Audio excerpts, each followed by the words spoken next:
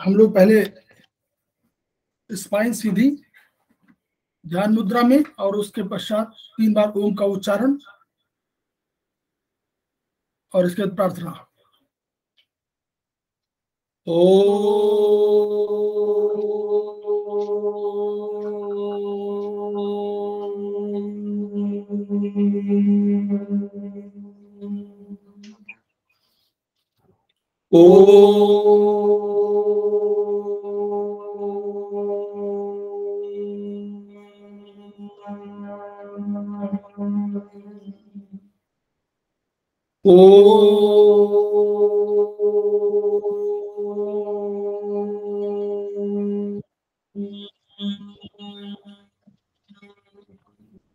वह शक्ति हमें दो दयानिधे कर्तव्य मार्ग सेवा पर उपकार में हम निज जीवन सफल बना जाए।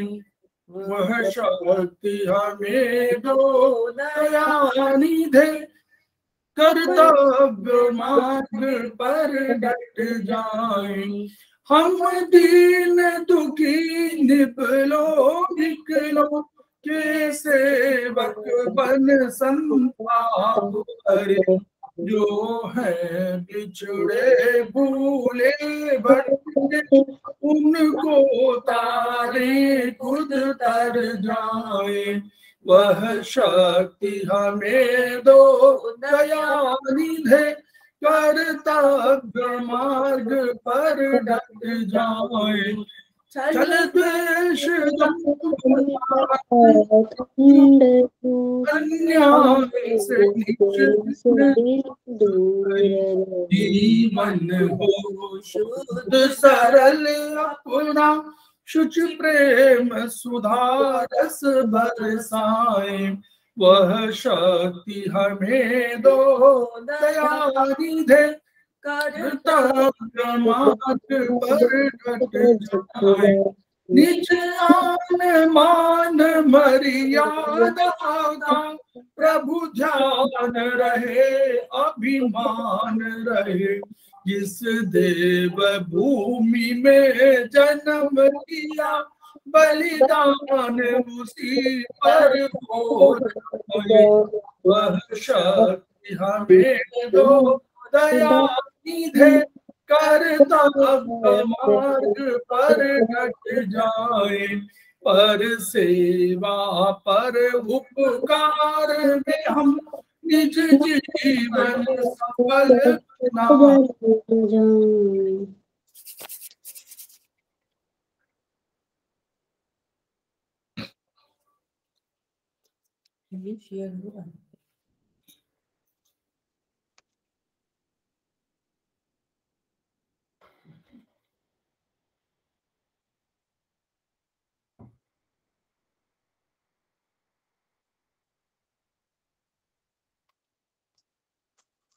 स्टॉप कर देंगे।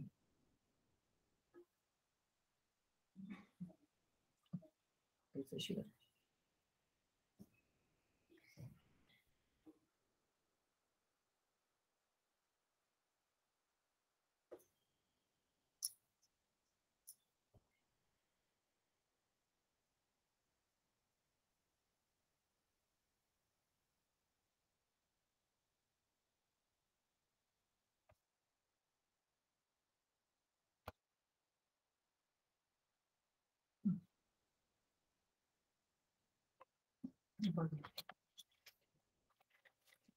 समवायिक क्लासेस में उपस्थित श्रीमती वर्षा श्रीवास्तव, श्री धनंजय कुमार सिंह, श्री एम के यादव और सुश्री ललिता, श्री वीपी सक्सेना जी एवं वीपी सक्सेना जी हमारे बीच उपस्थित हैं और उनका सभी का स्वागत है। हम लोग एक्यूप्रेशर शोध प्रशिक्षण उपचार संस्थान प्रयागराज से संबद्ध हैं और समवायी फाउंडेशन के रूप में उनके जो सिद्धांत हैं, उनके जो आदर्श हैं, उनको समाज में प्रसारित करने का कार्य कर रहे हैं। वहां के 3 गुरुजनों के हम ऋणी हैं। वो मनीषी गुरुजन है हमारे ब्रह्मलीन MP खेमका सर, दूसरे हमारे हैं एस्पस के वर्तमान अध्यक्ष श्री JP अग्रवाल सर, और तीसरे हमारे एपेक्स बॉडी के chairman Shri SS Saraf sir. इनके अलावा हमने अन्य गुरुओं से भी जो शिक्षा ग्रहण किया है, चाहे चिकित्सा के संबंध में हो, चाहे चिकित्सा शिक्षा के संबंध में हो, उसको हम अपने समवाय फाउंडेशन के माध्यम से अपने लोगों के बीच में प्रसारित करते हैं, ताकि उनके माध्यम से ये जन जन जागरण अभियान का हिस्सा बने। तो हमारे बीच में आज सुश्री ललिता उपस्थित हैं। मैं उनको BHB में चैप्टर भोजन वाला चैप्टर पढ़ाना है, तो उस पर हम लोग पहले शुरू कर चुके थे और अब हम लोग प्रोटीन पर आते हैं। सुश्री ललिता जी पेज नंबर 50 पे थे, फैट के बारे में पढ़ना था। प्रोटीन पढ़ लिए थे, शेयर हो गया? नहीं, प्रोटीन पढ़ लिया था। वसा में फैट है, सब फैट है जी, ठीक है।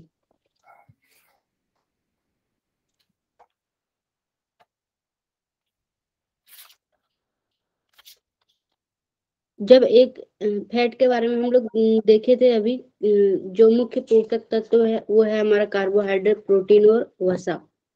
ठीक है, तो हम लोग थोड़ा बहुत कार्बोहाइड्रेट के बारे में पढ़े थे और अभी आगे देखेंगे।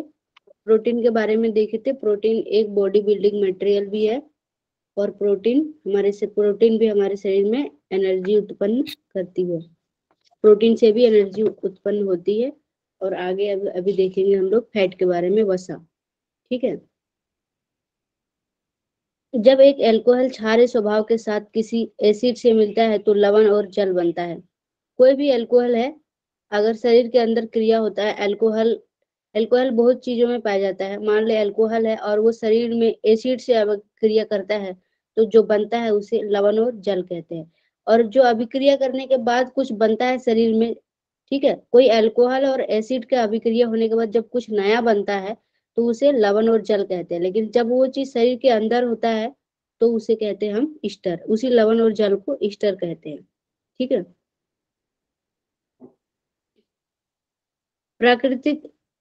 प्राकृतिक वसा में सामान्य 3 फैटी एसिड पाए जाते हैं, फ्लैमेटिक एसिड और स्टेरिक एसिड और ओलिक एसिड। इनमें से क तथा क संतृप्त फैटी एसिड है। ये संतृप्त फैटी एसिड क्या होता है? संतृप्त मतलब होता है सैचुरेटेड फैटी एसिड। ये सैचुरेटेड है, मतलब ये ब्लड में घुल जाती है। ठीक है, शरीर के लिए ये नुकसान होता है।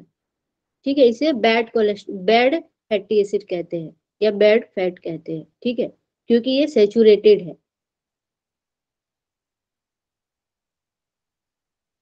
किंतु ग में एक डबल बॉन्ड होने के कारण वो असंतृप्त फैटी एसिड है। ये अनसैचुरेटेड फैटी एसिड कहलाता है। फैटी एसिड 2 प्रकार के होते हैं, एक सैचुरेटेड, एक अनसैचुरेटेड। तो जो सैचुरेटेड होते हैं वो सोल्यूबल होते हैं, मतलब घुलनशील होते हैं। जो अनसैचुरेटेड होते हैं वो अघुलनशील होते हैं। ठीक है, जो घुलनशील होते हैं वो बैड फैटी एसिड कहा जाता है। उसे वो अच्छा नहीं होता है, क्योंकि वो सब कुछ आके घुल रहा है शरीर में, हर जगह जगह वो इकट्ठा होगा, ज्यादा होगा। इसीलिए फैटी एसिड का ज्यादा घुलनशील होना ठीक नहीं होता है। ठीक है, गुणवत्ता में ये अनसैचुरेटेड फैटी एसिड साधारणतः तापक्रम पर तरल बने रहते हैं। शरीर में जो अनसैचुरेटेड फैटी एसिड होते हैं वो लिक्विड फॉर्म में होते हैं। ठीक है, अतः इन्हें ऑयल कहते हैं। मानव शरीर में वसा के 2 रूप मौजूद है, एक रचनात्मक लिपिड और दूसरा न्यूट्रल लिपिड। ठीक है, रचनात्मक लिपिड ये होता है जिससे किसी चीज का जो रचना करता है। ठीक है, जो स्ट्रक्चर देता है किसी चीज को, उसे जैसे हम लोग पढ़े थे ना, प्रोटीन किसी से शरीर के सेल मेम्ब्रेन बनती है, मतलब बॉडी बिल्डिंग मटेरियल है। वो भी एक प्रकार का संरचनात्मक प्रोटीन कह सकते हैं। लेकिन यहाँ पे हम लोग फैट पढ़ रहे हैं। फैट भी संरचनात्मक फैटी एसिड है, मतलब फैट है। 2 तरह के फैट है जो कि 2 तरह के कार्य करते हैं। एक शरीर को आकार देते हैं, कहाँ कहाँ देते हैं यह लिखा है कि जिससे सेल मेम्ब्रेन तथा कोशिकाओं के अन्य अंगक बने हैं। यह वसा का भाग शरीर के अकस्मातों में ऊर्जा प्रयुक्त नहीं हो सकता है। ये जो रचनात्मक लिपिड्स है, शरीर में जब जरूरत लगती है, तो हम लोग पढ़े थे पहले कि कार्बोहाइड्रेट, ग्लाइकोजन, ग्लूकोज जो होता है, कार्बोहाइड्रेट से ग्लूकोज जो बनता है, वो ग्लूकोज हमारे शरीर में ग्लाइकोजन के रूप में इकट्ठा होती है, और जब शरीर में जरूरत पड़ती है तो फिर उसी से एनर्जी बनती है। ठीक है, लेकिन ये जो रचनात्मक लिपिड है, इससे एनर्जी उत्पन्न नहीं हो सकती है। ठीक है, आगे देखते हैं न्यूट्रल फैट, जो वसा कोशिकाओं एवं अन्य फैट डिपोट्स में संग्रह होता है। यही संग्रहित वसा शरीर में ग्लूकोज न होने पर ऊर्जा उत्पादन हेतु उपयोग किया जाता है। ठीक है, वसा भी हमारे शरीर, वसा बहुत जरूरी होता है। जिस तरह कार्बोहाइड्रेट से ग्लूकोज जो रहती है वो उतना जरूरी होता है, उतना ही हमारा शरीर में फैट की भी जरूरत होती है। फैट भी जलकर ऊर्जा उत्पन्न करती है। ठीक है, फैट भी डिपोजिट होकर शरीर में ऊर्जा उत्पन्न करती है। मानव शरीर में वसा संग्रहित होता है, कहाँ कहाँ होता है, तो सबक्यूटेनियस टिश्यू में, पेरिनियल टिश्यू, मेसेंट्री में 10%, ओमेंटम में 5%। मतलब यहाँ पे दिखाया है शरीर में किस किस जगह पे वसा हमारा इकट्ठा होता है। ठीक है, इंट्रामस्कुलर कनेक्टिव टिश्यू में। ठीक है, इनमें से आवश्यक पड़ने पर सबक्यूटेनियस फैट ही सर्वप्रथम उपयोग में आता है। सबक्यूटेनियस ये कहाँ होता है, ये हमारे स्किन के अंदर होता है, स्किन के अंदरूनी दीवार पे होता है सबक्यूटेनियस फैट, सर्वप्रथम उपयोग में आता है, और इनकी संग्रह क्षमता भी असीमित है। मानव वसा 17% पर पिघल जाता है। ठीक है, ये लिक्विड फॉर्म में होता है। ठीक है, और ये और भी ज्यादा पिघल जाता है 17 डिग्री सेल्सियस पर। इसलिए शरीर का तापमान कितना होता है, 37 डिग्री। इससे कम नहीं होना चाहिए और इससे ज्यादा भी नहीं। जीवित शरीर में यह सदा तरल रूप में होता है। फैट हमारा शरीर में हमेशा तरल रूप में होता है। वसा के कार्य, वसा शरीर का संग्रहित ईंधन है। ठीक है, मतलब एक प्रकार का ईंधन है, मतलब उसको हम जला के एनर्जी उत्पन्न कर सकते हैं। यह भोजन को प्लेटेबिलिटी प्रदान करता है और गैस्ट्रिक इम्पिटिंग टाइम को घटाता है। भोजन में इसकी मौजूदगी फैट सोल्यूबल विटामिन के शोषण के लिए आवश्यक है। विटामिन का जो शोषण होता है, एब्जॉर्बेशन, फैट भी उसमें मदद करती है। भोजन में इनकी मौजूदगी फैट सोल्यूबल विटामिन के शोषण के लिए आवश्यक है। इसेंशियल फैटी एसिड स्वस्थ शरीर के विकास के लिए आवश्यक है। इसेंशियल फैटी एसिड ये शरीर में पिगमेंट, रेटिनल को फैक्टर, विटामिन के, detergent, bile salt, hormone, sex asteroids तथा बाह्य एवं अंत कोशिका मैसेंजर बनाते हैं। ठीक है, ये शरीर में एसेंशियल फैटी एसिड है, ये शरीर में इतने जगह काम में आती है। ठीक है, इससे विटामिन भी बनती है। इसेंशियल फैटी एसिड में फैटी एसिड है जिनका संश्लेषण मानव शरीर नहीं कर सकता है। ये जो इसेंशियल फैटी एसिड है ना, ये शरीर में खुद ही नहीं बनता है। ये फैटी एसिड बाहर से लेना पड़ता है हमें। ठीक है, ये शरीर में नहीं बनता है, जिनका संश्लेषण मानव शरीर नहीं करता है। लिनोलिक एसिड तथा आर्कनोइड एसिड, इनका संश्लेषण वनस्पतियों द्वारा लेती है। इसका निर्माण जो है ये वनस्पति द्वारा होता है, शरीर अपने आप से नहीं करता है इन फैटी एसिड का निर्माण। ठीक है, ये वनस्पति से होती है। ये तीनों अनसेचुरेटेड फैटी एसिड है। ठीक है, अनसेचुरेटेड है मतलब ये अच्छा है शरीर के लिए, अतः वेजिटेबल ऑयल्स में अधिक मात्रा में पाए जाते हैं। ये जो एसिड है ये वेजिटेबल और ऑयल्स में अधिक मात्रा में पाया जाता है। भोजन खाद्य में वसा निम्न भांति वर्गीकृत किए गए। जो वसा है वो कितने तरह के होते हैं, मतलब किस किस में, किस पोषक तत्व में कौन सा फैटी एसिड पाया जाता है वो देखते हैं। कौन सा फैट पाया जाता है, पहला है विजिबल फैट्स, दूसरा है इनविजिबल फैट्स। वे वसा जो अधिकतम वसा युक्त है, जैसे मक्खन, घी, ये सेचुरेटेड फैटी एसिड में होता है। ये जो है ना, सेचुरेटेड मतलब होता है जिसमें अधिक मात्रा में फैट पाया जाता है, जो ब्लड में घुलनशील होता है। ठीक है, जैसे मक्खन, घी, सेचुरेटेड फैटी एसिड की अधिकता। इनके अलावा वनस्पति वसा, मूंगफली, सरसों, नारियल, सूर्यमुखी तथा तिल के तेल, जिनमें अनसेचुरेटेड फैटी एसिड की अधिकता होती है। Saturated fatty acid animal fat में पाया जाता है और उनमें विटामिन ए, एवं डी अधिक मात्रा में उपलब्ध होता है। जो सेचुरेटेड फैटी एसिड है वो ज्यादातर एनिमल फूड में होता है, ठीक है, और उसमें वो एनिमल फूड में विटामिन ए और डी की मात्रा अधिक होती है। अनसेचुरेटेड फैटी एसिड वनस्पति तेलों में पाए जाते हैं, किंतु इनमें विटामिन ए और डी नहीं होती है, ठीक है। अपितु विटामिन ई होता है, ठीक है, जो हमारा वनस्पति तेल होता है उसमें विटामिन ई होती है, और जो एनिमल फूड होता है उसमें विटामिन ए और डी होता है। इन तेलों में ऑक्साइड होने से बचाता है। शरीर में इनकी सहभागिता लगभग 50% है, और इनमें एक या अधिक डबल बॉन्ड होने के कारण इनका ऑक्सीडेशन मुश्किल से होता है।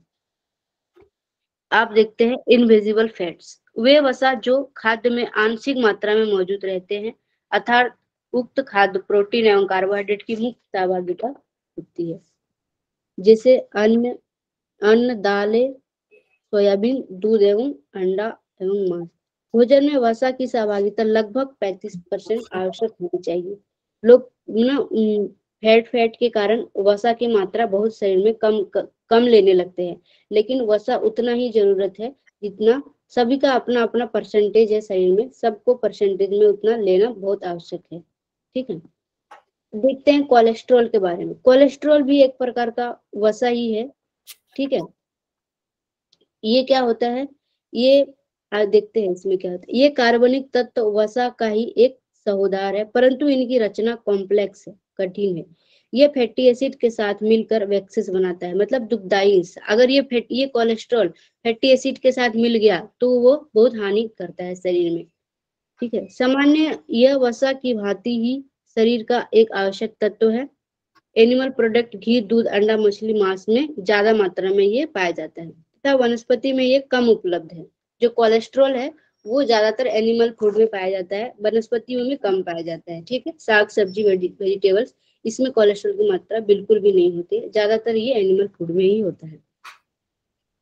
यह कोशिकाओं द्वारा वसा या कार्बोहाइड्रेट से संश्लेषित कर लिया जाता है, ठीक है। ये कोलेस्ट्रॉल जो है ना, कोलेस्ट्रॉल हम खाते नहीं है, ये शरीर में बन जाता, मतलब ज्यादा एनिमल फूड खाने से ये उसमें कार्बोहाइड्रेट होता है, लेकिन ये कोशिकाओं द्वारा वसा से या कार्बोहाइड्रेट से भी संश्लेषित कर लिया जाता है, ठीक है। अगर ये ज्यादा मात्रा में है तो वो अपने आप बन जाता है कोलेस्ट्रॉल। अगर कार्बोहाइड्रेट की उस तरह की मात्रा है, कार्बोहाइड्रेट लेते हैं हम, उसमें अगर कोलेस्ट्रॉल की मात्रा या फैट की मात्रा ज्यादा है तो वो शरीर में अपने आप कोलेस्ट्रॉल बनने लगता है। अतः शरीर में इनकी कमी नहीं पाई जाती है। इसकी कमी कभी नहीं होती है, ज्यादातर लोगों में अधिक ही होती है, जब तक कि स्टार्वेशन या माल न्यूट्रिशन की दशा न हो।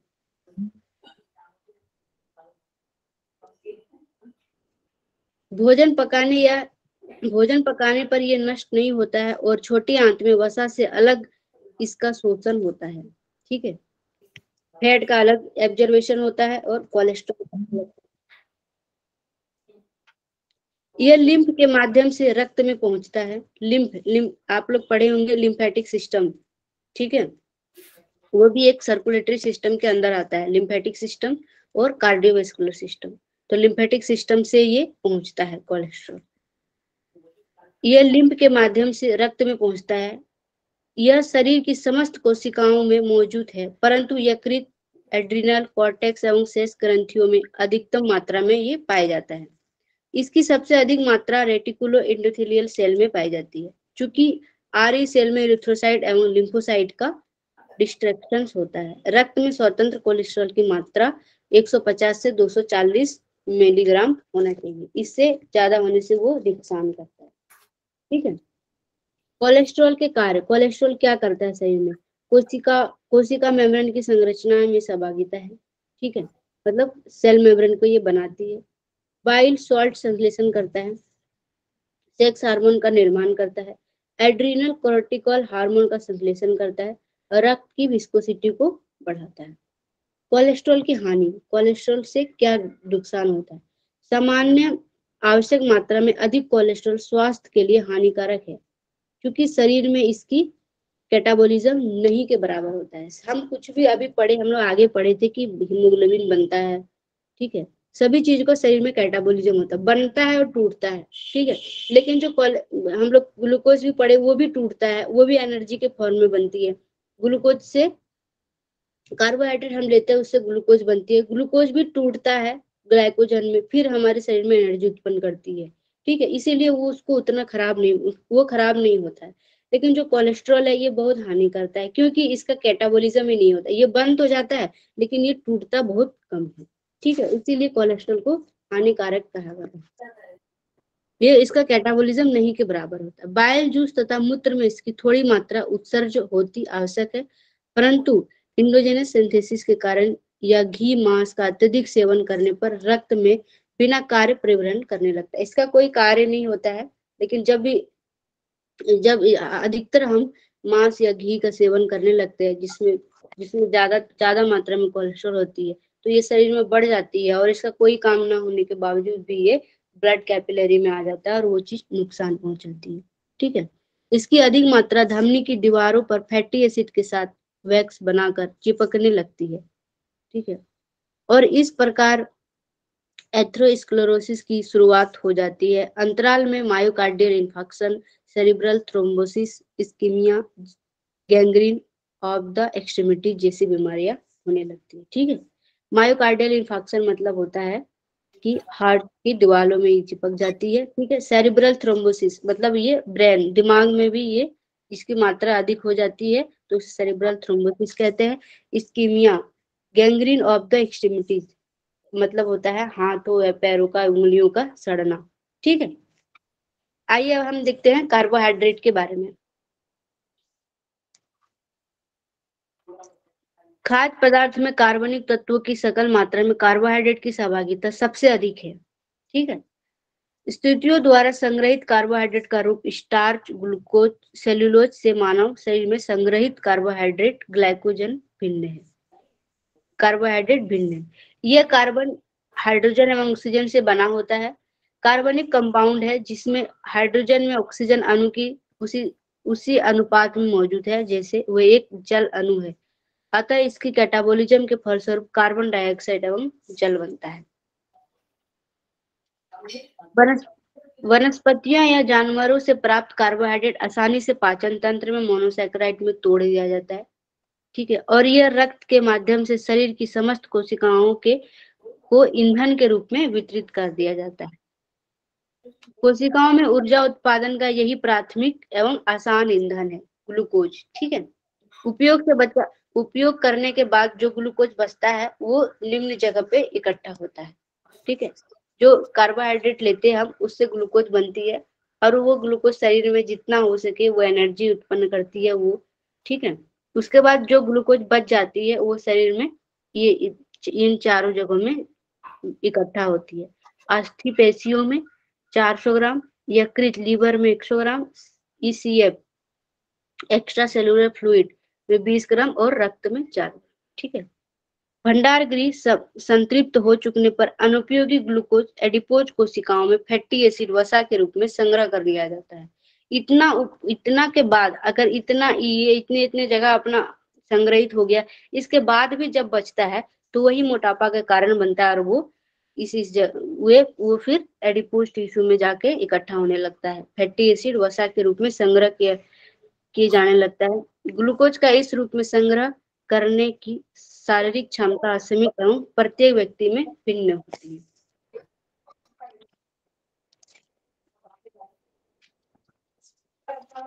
भोजन में कार्बोहाइड्रेट की सहभागिता 50% होती है। अगर हम खाना खा रहे हैं तो उसमें कम से कम 50% कार्बोहाइड्रेट होना चाहिए, जो अधिकतर खाद्य, गेहूं, चावल, वनस्पतियों, आलू, चुकंदर एवं दूध में प्राप्त होती है। भोजन में उपयोगी कार्बोहाइड्रेट के साथ अनुपयोगी कार्बोहाइड्रेट भी होते हैं जिन्हें डाइटरी फाइबर या रफेज की संज्ञा दी गई है।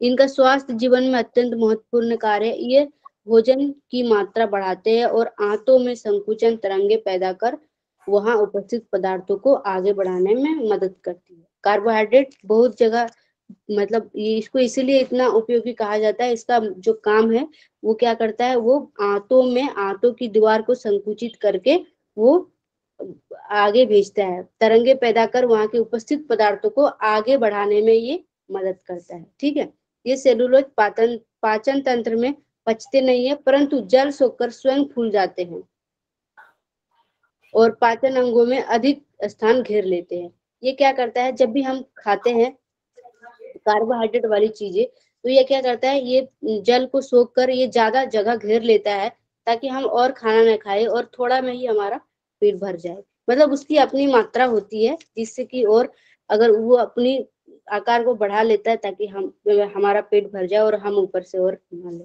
ठीक है, पर यह सेलुलोज पाचन तंत्र में पचते नहीं है, परंतु जल सोखकर स्वयं फूल जाते हैं और पाचन अंगों में अधिक स्थान घेर लेते हैं।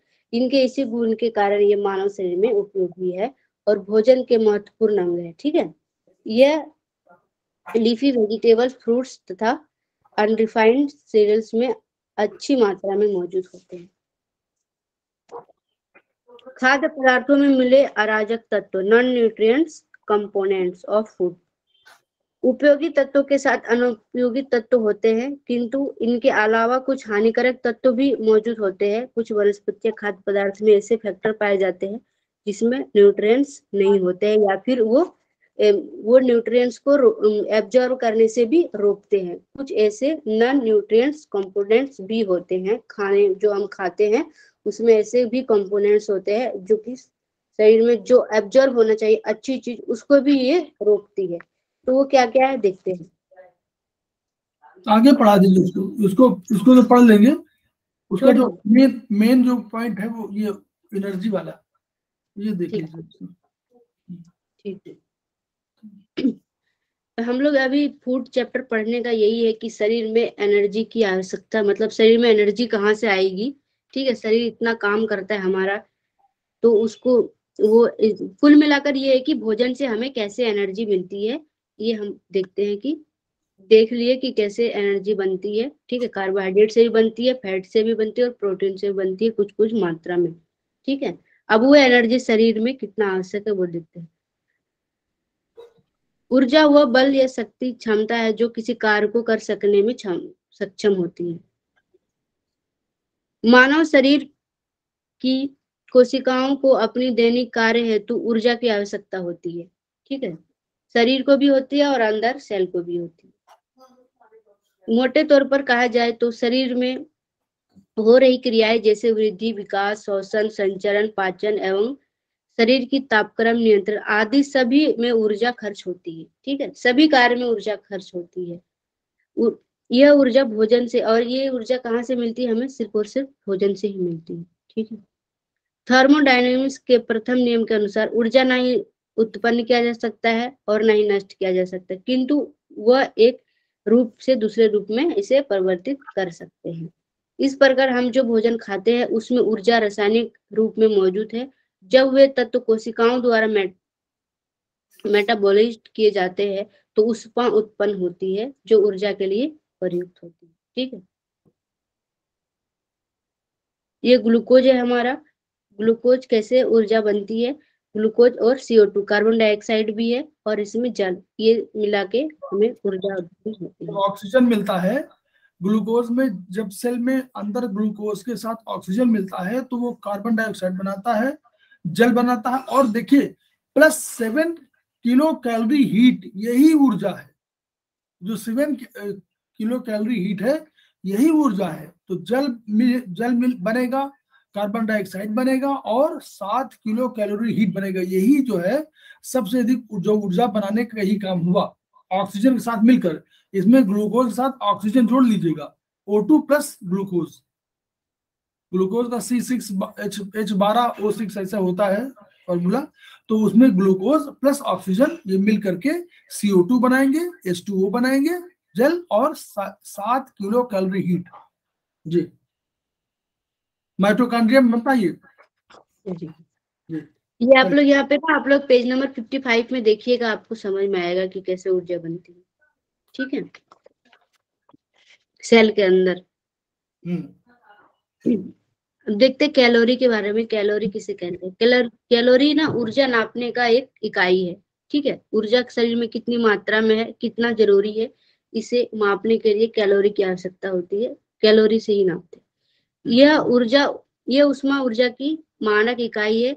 1 कैलोरी ऊष्मा ऊर्जा वह मात्रा है जो 1 ग्राम जल का तापक्रम 15 डिग्री सेंटीग्रेड से 16 डिग्री सेंटीग्रेड करने हेतु आवश्यक होती है। प्रयोगशाला में प्राप्त विभिन्न तत्वों का कैलोरी मान। 1 ग्राम स्टार्च में 4.1 कैलोरी ऊर्जा होती है। 1 ग्राम प्रोटीन में 5.3 कैलोरी ऊर्जा होती है। 1 ग्राम वसा में 9.3 कैलोरी ऊर्जा होती है। ठीक है। सामान्य भोजन में उपरोक्त भोजन तत्व की मात्रा निम्न भांति आंकी जाती है। प्रोटीन की मात्रा 1 ग्राम या 1 किलोग्राम शरीर का भार जिसमें 50% पशु प्रोटीन या पशु प्रोडक्ट से होने चाहिए, या संपूर्ण भोजन में प्रोटीन की सहभागिता कम से कम 15% होना चाहिए। ठीक है। उसी तरह कार्बोहाइड्रेट का है, कार्बोहाइड्रेट की मात्रा संपूर्ण भोजन में 50% होना चाहिए। ठीक है। इसमें सेलुलोज वर्ग के सदस्य की उपस्थिति 10 से 15% अनिवार्य है। वसा की जो मात्रा है वो 35% होनी चाहिए, जिसमें पशु प्रोडक्ट कम से कम रहना चाहिए। ठीक है। इनके अलावा आवश्यक मात्रा में विटामिन, मिनरल्स एवं जल होने चाहिए। शरीर को आवश्यक ऊर्जा के अनुरूप भोजन लेने को संतुलित भोजन कहते हैं। ठीक है। जितने में हमारे शरीर में वो ऊर्जा मिल जाए, और वो मतलब संतुलित भोजन उसे कहते हैं जो ना ही ज्यादातर वो, ये ऐसा नहीं है कि हम ज्यादा मात्रा में कार्बोहाइड्रेट ही लिए तो सिर्फ कार्बोहाइड्रेट ही ले लिए, उसमें प्रोटीन है ही नहीं, उसमें हरी साग सब्जियां है ही नहीं। ठीक है। तो वो संतुलित भोजन उसे नहीं कहते हैं। संतुलित भोजन उसे कहते हैं जिसमें निश्चित मात्रा में अपना कार्बोहाइड्रेट भी हो, प्रोटीन भी हो और वसा भी हो, उसे संतुलित भोजन कहते हैं। ठीक है। यहाँ पे दिया है कि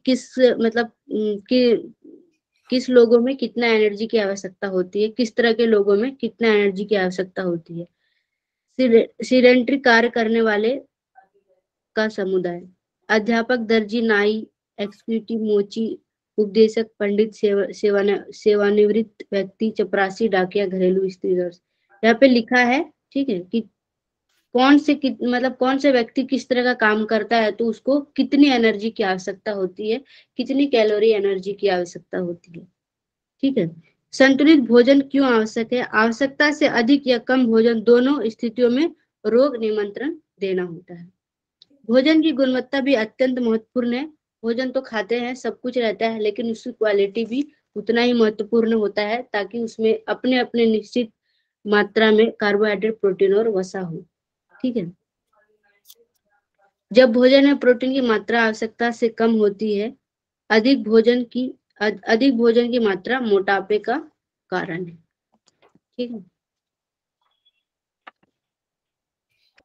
ये खत्म हो गया, ये फूड चैप्टर खत्म हो गया। और ये तो कभी खत्म नहीं होता है। ये बहुत बड़ा एक, अगर सिर्फ फूड के बारे में पढ़ेंगे और उसको जानेंगे तो ये बहुत बड़ा साइंस है, जिससे हम बीमारियां भी ठीक कर सकते हैं। आयुर्वेद में फूड को बहुत महत्वपूर्ण माना गया है कि हम जैसा खाएंगे वैसा शरीर हमारा विकसित होगा। ठीक है। तो आप लोग इसको और भी पढ़िएगा। अब आइए देखते हैं कार्डियोवैस्कुलर सिस्टम, हृदय रक्त परिसंचरण तंत्र। शरीर में ना जो हमारा ये है कार्डियोवैस्कुलर सिस्टम, लेकिन जो परिसंचरण तंत्र होता है, वेस्कुलर सिस्टम होता है, वो दो होता है। एक कार्डियोवैस्कुलर सिस्टम, एक लिम्फेटिक सिस्टम। ठीक है।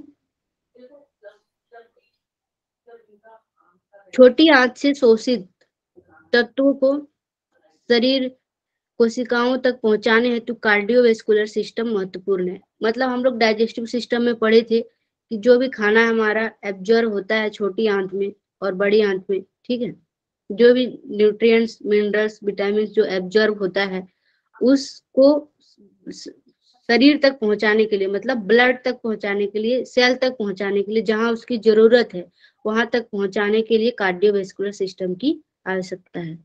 ठीक है। इस तंत्र के माध्यम से पोषण एवं O2 और CO2 का संवहन होता है। पोषण का मतलब ये होता है कि इसी ब्लड के द्वारा हमारा ऑक्सीजन जाता है, ठीक है, ग्लूकोज जाता है शरीर के सेल तक, मतलब हर एक सेल को ये पोषण देती है। इसके माध्यम से कार्डियोवैस्कुलर सिस्टम के माध्यम से ये उसको पोषण करती है, ठीक है। O2 और CO2 का संवहन करती है। O2 और CO2 का ये आदान प्रदान करती है। ये कार्डियोवैस्कुलर सिस्टम क्या होता है, उसमें आर्टरीज होती है, वेन्स होती है, उसके द्वारा हमारे लंग्स में जाती है, लंग्स से वो O2 लेती है और CO2 को वो दे देती है, फिर उससे शरीर से बाहर निकल जाता है O2। तो इसका संवहन मतलब एक जगह से दूसरी जगह जाना। मोटे तौर पर ये दो हिस्सों में बांटा गया है। जो हृदय है हमारा वो दो हिस्सों में बांटा गया है। पहला है हृदय जो पंप का कार्य करता है। कार्डियोवैस्कुलर सिस्टम में जो हृदय है ये दो भागों में बांटा गया है। एक को हृदय को लिया गया है और दूसरा उसके आर्टरीज और वेन्स को, जो शरीर में अलग अलग भागों में यानी पूरे पूरे शरीर में फैले हुए हैं, वो एक अलग भाग है। और हार्ट हृदय उसका एक अलग काम है। हृदय का काम है पंपिंग करना और उस वाहिनियां उस रक्त वाहिनियों का काम है एक चैनल की तरह कार्य करता है और वो रक्त को कैरी करता है, मतलब रक्त को वो संचरण करता है पूरे शरीर में।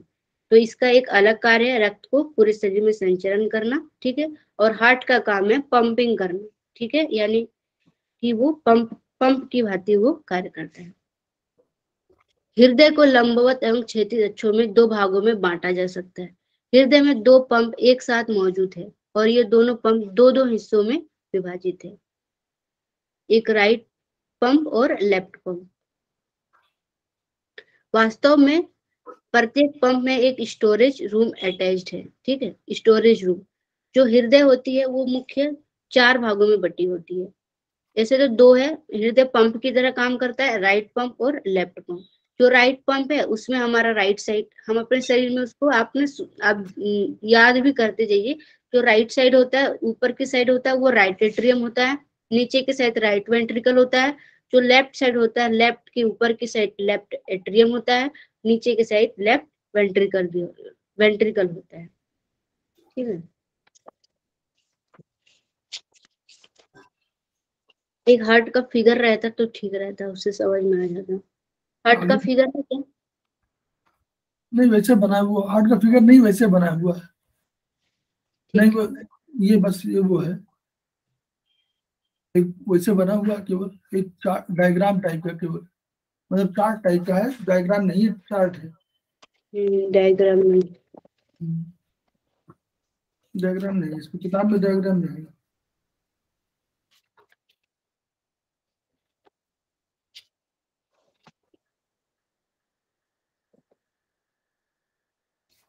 ठीक है, ऐसे ही समझा दे या एक फोटो का स्क्रीनशॉट ले ले। एक फोटो निकालू क्या गूगल से? हाँ निकाल लीजिए, इसमें डाल सकती हो डाल दीजिए।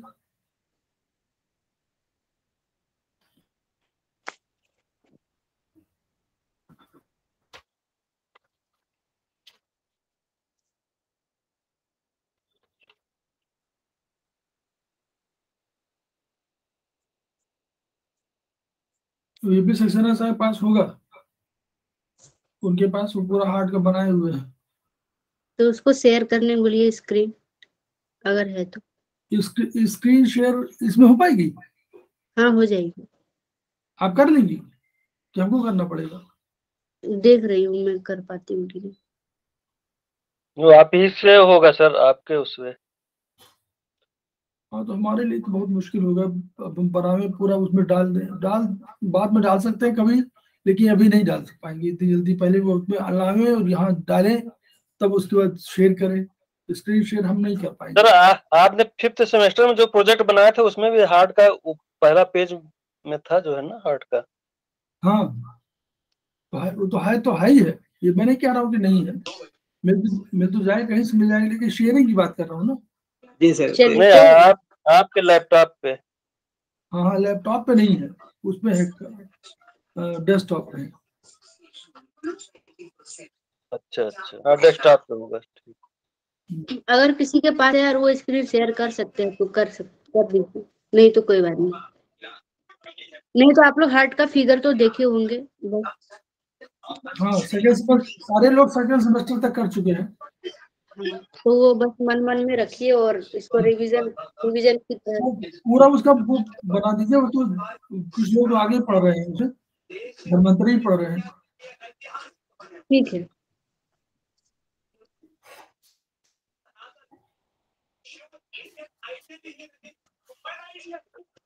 जो राइट एट्रियम है, राइट एट्रियम में रक्त पूरे शरीर से भ्रमण करने के पश्चात इंफीरियर और सुपीरियर वेना केवा के माध्यम से एकत्र होता है।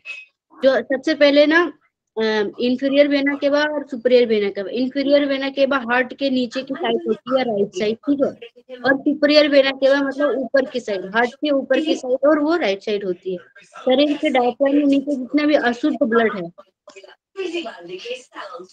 आवाज में कहीं से आ रही है ज्यादा? सक्सेना जी का है सर। क्या चीज? आप म्यूट कर लीजिए सर, आवाज आ रही है, क्लैश कर रही है। अच्छा ठीक।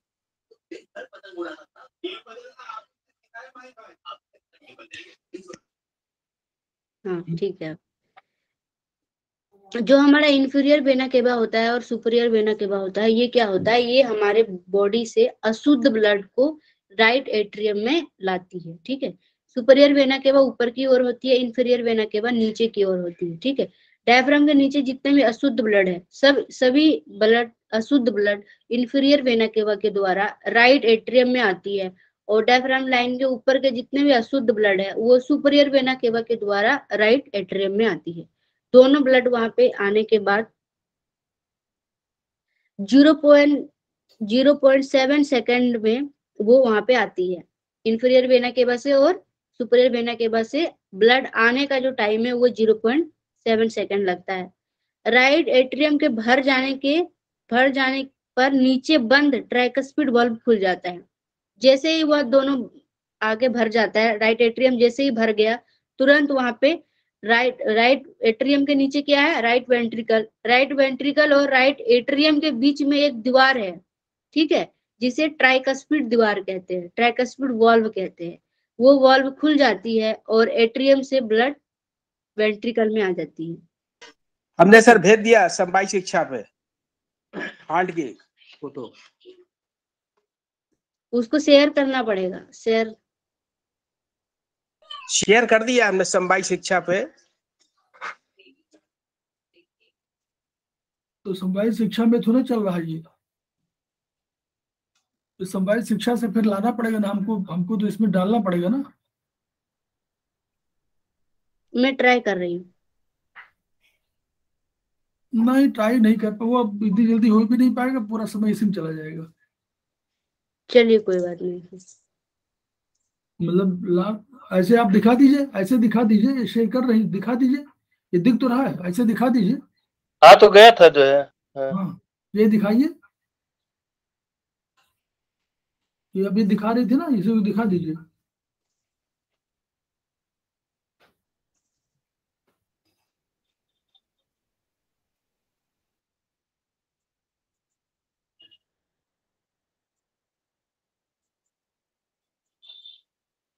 ये मेरा ऐप,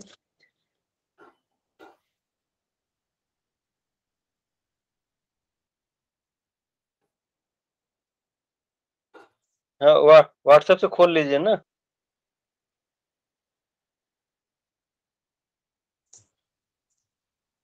ये मैं ना ऐप के पास नहीं पहुंच पा रही। गूगल से निकाल लीजिए, गूगल आपका तो खुल रहा है।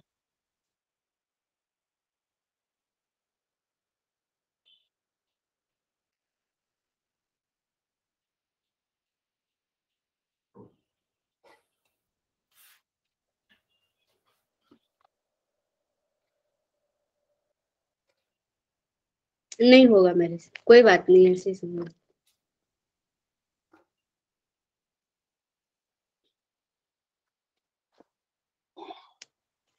राइट एट्रियम में सबसे पहले ब्लड आती है, ठीक है, और वो अशुद्ध ब्लड होता है। राइट एट्रियम यानी राइट पंप में अशुद्ध ब्लड होता है हमारा, और लेफ्ट पंप में हमारा शुद्ध ब्लड होता है, ठीक है। राइट एट्रियम के भर जाने के बाद नीचे बंद ट्राइकस्पिड बल्ब खुल जाता है और रक्त राइट वेंट्रिकल में राइट वेंट्रिकल में भर जाता है। राइट वेंट्रिकल के सिकुड़ने से सिस्टोल के साथ ही ट्राइकस्पिड वाल्व बंद हो जाता है। जैसे ही वो वेंट्रिकल में आती है और वो ट्राइकस्पिड वाल्व तुरंत बंद हो जाती है। ठीक है, राइट वेंट्रिकल के सिकुड़ने के साथ ही ट्राइकस्पिड वाल्व बंद हो जाता है, जिसे सिस्टोल कहते हैं। इसे ही सिस्टोलिक प्रेशर कहते हैं। ठीक है, और संपूर्ण रक्त बलपूर्वक पल्मोनरी आर्टरीज में पंप कर दिया जाता है। राइट वेंट्रिकल से जो ब्लड, अशुद्ध ब्लड है, वो पल्मोनरी वाल्व के द्वारा पल्मोनरी आर्टरीज में जाती है। ठीक है, हमारे हार्ट में 4 वाल्व होते हैं। एक राइट एट्रियम और राइट वेंट्रिकल के बीच में होती है, एक लेफ्ट एट्रियम और लेफ्ट वेंट्रिकल के बीच में होती है, दूसरा ये 2 हो गया, और तीसरा होती है पल्मोनरी आर्टरीज में जब अशुद्ध ब्लड जाती है तो वहां पे एक वाल्व होता है जिसे पल्मोनरी वाल्व कहते हैं। और फिर हम लोग आगे देखेंगे मिट्रल वाल्व या एरोटिक वाल्व, उसके बारे में हम लोग आगे देखेंगे वो कहाँ पे होती है। राइट वेंट्रिकल के सिकुड़ने के साथ ही ट्राइकस्पिड वाल्व बंद हो जाता है और संपूर्ण रक्त बलपूर्वक पल्मोनरी आर्टरीज में पंप कर दिया जाता है। पल्मोनरी आर्टरीज हमारा लंग्स का आर्टरीज होती है, लंग्स में जाने वाली आर्टरीज को पल्मोनरी आर्टरीज कहते हैं। ठीक है, लंग्स, जहां भी पल्मोनरी शब्द हो मतलब वो लंग्स का साइंटिफिक नेम पल्मोनरी है। यह पल्मोनरी आर्टरीज रक्त को लंग्स में O2 और CO2 का आदान प्रदान हेतु पहुंचा देती है।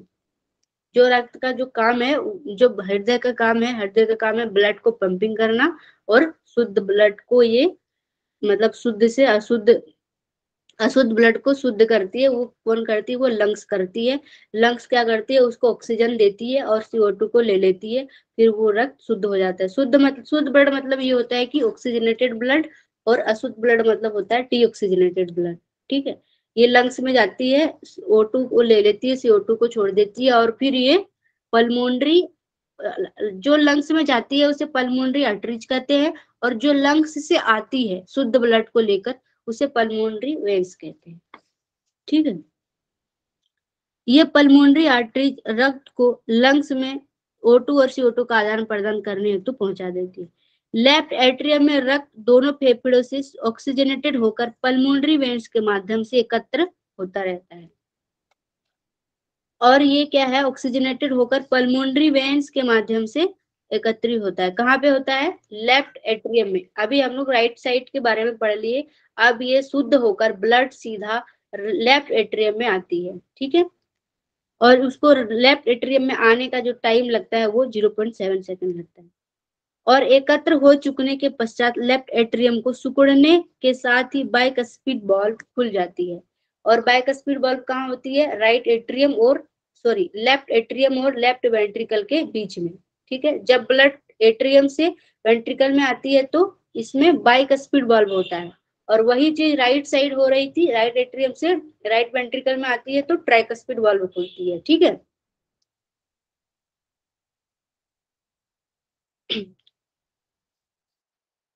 लेफ्ट एट्रियम के सिकुड़ने के साथ ही बाइकस्पिड वाल्व खुलकर संपूर्ण रक्त लेफ्ट वेंट्रिकल में भर जाता है, और लेफ्ट वेंट्रिकल के सिस्टोल के साथ बाइकस्पिड वाल्व बंद हो जाता है। जैसे ही वो लेफ्ट एट्रियम से लेफ्ट वेंट्रिकल में ब्लड आती है तो उसमें बीच में जो दीवार रहती है जिसे बाइकस्पिड वाल्व कहते हैं, जैसे ही वो ब्लड एट्रियम से वेंट्रिकल में आती है फिर वो वाल्व बंद हो जाता है। ठीक है, और फिर वो लेफ्ट वेंट्रिकल से ब्लड एरोटा के माध्यम से एक लेफ्ट वेंट्रिकल में एक वाल्व होती है जिसे कहते हैं एरोटिक वाल्व। वो वाल्व खुल जाती है एट्रियम वेंट्रिकल में। जैसे ही लेफ्ट वेंट्रिकल में ब्लड आई उसके बाद वहां पे एरोटिक वाल्व होती है, वो खुल जाती है, और फिर वो ब्लड एरोटा के माध्यम से पूरे शरीर में पंप कर दिया जाता है। ठीक है, ये है पंपिंग कैसे करता है, कैसे कैसे इसका नियम क्या है देखिए। राइट और लेफ्ट एट्रियम एक साथ कॉन्ट्रैक्ट और रिलैक्स करते हैं। जो राइट एट्रियम होता है और लेफ्ट एट्रियम, राइट और लेफ्ट, ऊपर इस साइड राइट और इस साइड लेफ्ट, ये क्या होता है? एक साथ कॉन्ट्रैक्ट और रिलैक्स करता है। मतलब ये है कि जब शरीर से अशुद्ध ब्लड इंफीरियर और सुपीरियर वेना केवा के द्वारा जब एट्रियम में आती है, और उधर से जब शुद्ध ब्लड लंग्स मतलब पल्मोनरी वेन्स के द्वारा एट्रियम में आती है, ठीक है, उस समय भी आती है और इधर से भी, इधर से अशुद्ध ब्लड आती है और उधर से शुद्ध ब्लड आती है। तो ये दोनों का आना एक टाइम में होता है, एक टाइम में कॉन्ट्रैक्ट होता है और एक टाइम में रिलैक्स होता है, ठीक है, ये नियम है हार्ट का। राइट और लेफ्ट वेंट्रिकल एक साथ कॉन्ट्रैक्ट और रिलैक्स करेंगे। उसी तरह नीचे वाला जो है हमारा, मतलब राइट वेंट्रिकल और लेफ्ट वेंट्रिकल, ये दोनों, राइट वेंट्रिकल और लेफ्ट वेंट्रिकल ये दोनों एक साथ कॉन्ट्रैक्ट और रिलैक्स करते हैं। मतलब जब राइट वेंट्रिकल से हमारा, सॉरी, राइट एट्रियम से ब्लड लेफ्ट वेंट्रिकल में आती है और इस साइड भी लेफ्ट की साइड मतलब राइट साइड जैसे एट्रियम से वेंट्रिकल में आती है और इस साइड भी शुद्ध ब्लड आती है, इस साइड अशुद्ध आती है और इस साइड शुद्ध आती है एट्रियम से वेंट्रिकल में। तो ये दोनों का वेंट्रिकुलर जो है वेंट्रिकल है वो एक ही साथ कॉन्ट्रैक्ट और रिलैक्स होते हैं, ठीक है, ये नियम है हार्ट का। और तीसरा नियम है राइट एट्रियम तथा राइट वेंट्रिकल एक फंक्शन यूनिट में कार्य करेंगे तथा लेफ्ट एट्रियम और लेफ्ट वेंट्रिकल एक फंक्शनल यूनिट में कार्य करेंगे, वेंट्रिकल हार्मोनी, ठीक है। ये कहता है कि राइट एट्रियम और राइट वेंट्रिकल एक फंक्शनल यूनिट में कार्य करेंगे, राइट एट्रियम और राइट वेंट्रिकल, ठीक है। मतलब एक फंक्शनल यूनिट मतलब कि वो जब राइट एट्रियम से हमारा ब्लड राइट वेंट्रिकल में आता है तो एक फंक्शन की तरह काम करता है, मतलब वो आया फिर ये खुल गया, ठीक है, वो जैसे ही वो रिलैक्स हुआ, ब्लड को नीचे दे दिया वेंट्रिकल में, फिर ब्लड कॉन्ट्रैक्ट हो गया। ये एक दूसरे को मतलब एक दूसरे के पूरक होते हैं, ठीक है। फिर है चौथा काम, राइट हार्ट हमारा जो है राइट साइड का है, जितनी रक्त मात्रा शरीर से प्राप्त करता है उतना ही रक्त मात्रा